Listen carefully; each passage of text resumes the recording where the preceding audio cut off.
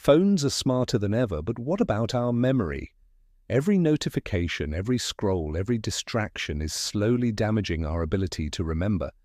We're living in the digital age where information is at our fingertips, but what happens when we offload our memory to our phones?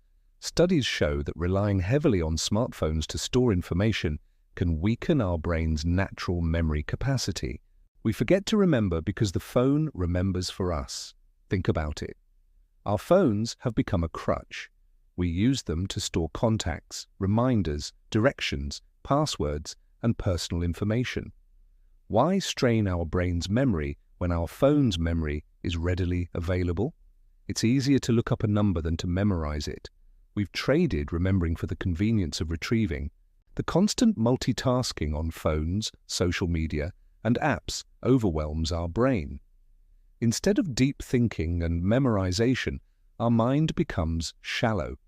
It struggles to retain even simple facts or where we've placed everyday items.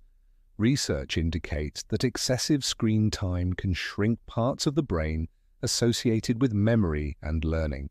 This excessive use of smartphones can affect both short-term and long-term memory retention.